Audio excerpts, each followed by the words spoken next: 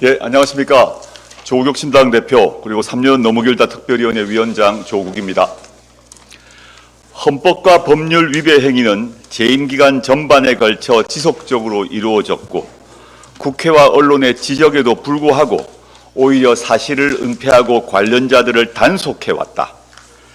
피청구인의 위헌, 위법 행위는 대의민주주의 원리와 법치주의 정신을 훼손한 것이다. 국민의 신임을 배반한 것으로 헌법 수호의 관점에서 용납될 수 없는 중대한 법 위배 행위다.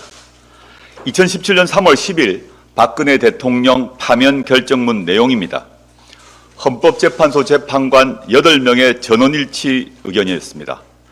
대통령 파면만이 대의민주주의의 원리와 법치주의를 지키는 길이라고 판단했던 것입니다.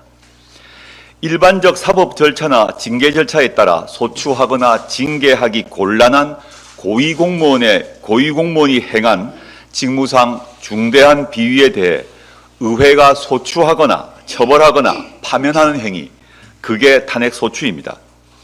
고위공직자에 의한 침해로부터 헌법을 보호하기 위한 재판 제도가 탄핵 심판입니다. 이는 국회나 정당이 제멋대로 하는 일이 아닙니다. 대한민국 헌법 65조에 기재되어 있는 내용입니다. 탄핵은 가장 강력한 권한이 있는 대통령에 대해 권력을 오남용하지 말라는 제어 장치이자 잘못했을 때 권자에서 끌어내리는 정당한 수단입니다. 조국혁신당이 탄핵의 깃발을 들자 어처구니 없는 비난이 들립니다. 헌정질서 중단을 바라는 것이냐? 국민을 자극하는 국면 전환용 정치적 행위 아니냐? 왜 지금이냐? 그렇지만 대통령을 탄핵 상황으로 몰고 온 주체는 야당과 국민이 아니라 대통령 자신과 여당입니다. 대통령이 법을 지키고 국민 목소리에 귀를 기울였다면 탄핵 소리가 나올 리 없습니다. 아니, 그 정도는 바라지도 않습니다. 무능하고 게으르더라도 탄핵할 수는 없습니다. 그러나 대통령의 위법과 위헌적 행위로 인해 나라가 결단날 상황으로 치닫고 있습니다. 탄핵은 국민의 정당 방위이자 자구행위입니다. 조국혁신당은 헌법과 법률에서 한치의 오차도 없이 탄핵을 준비하고 진행하고 있습니다. 창당 때부터 지금까지 특정 세력이 아니라 국민의 목소리만 듣고 행동해 왔습니다. 민심에 따라 가장 앞장서 행동해 왔습니다. 대한민국 국민은 윤석열, 김건희 공동정권에 수차례 경고하고 심판도 했습니다. 4월 총선에서 여당은 개헌 저지선을 간신히 넘기는 큰 패배를 했습니다. 그러나 윤석열, 김건희 부부는 위헌, 위법 행위를 멈추지 않고 있습니다. 백약이 무효입니다.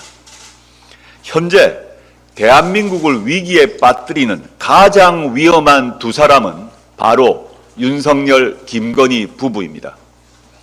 선선히 하야할 리 없는 윤석열 정권을 법적으로 퇴진시키는 방법으로 임기 단축 개헌과 탄핵이 있습니다. 개헌은 복잡하고 시간이 오래 걸립니다. 집권 여당이 찬성하지 않을 것입니다.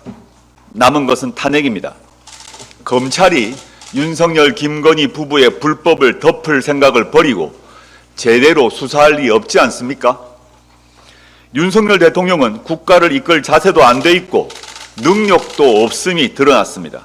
배우자 김건희 씨가 사과를 하고 공개 행보를 자제하고 특별감찰관을 임명한다고 해서 해결되지 않습니다. 보수도 집권 여당도 현 정권의 실패를 겸허히 받아들이십시오. 국민의 뜻을 받아 결심하십시오. 그래야 진짜 보수를 재건할 토대를 마련할 수 있을 것입니다. 박근혜 전 대통령의 파면 결정문에 안창호 당시 헌법재판관은 다음과 같은 보충 의견을 냈습니다. 이번 사건 탄핵 심판은 보수와 진보라는 이념의 문제가 아니라 헌법적 가치를 실현하고 헌법 질서를 수호하는 문제다.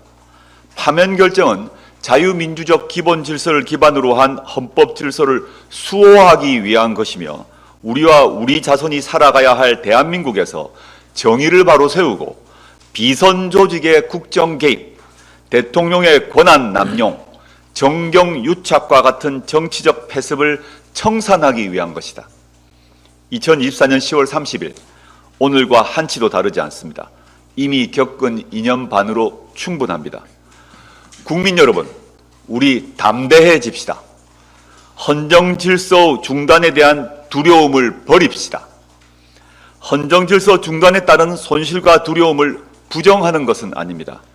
그러나 우리는 이미 그런 위기와 두려움을 극복해낸 위대한 경험을 갖고 있습니다.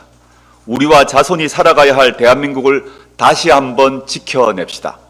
탄핵이 헌법을 지키는 길입니다. 감사합니다.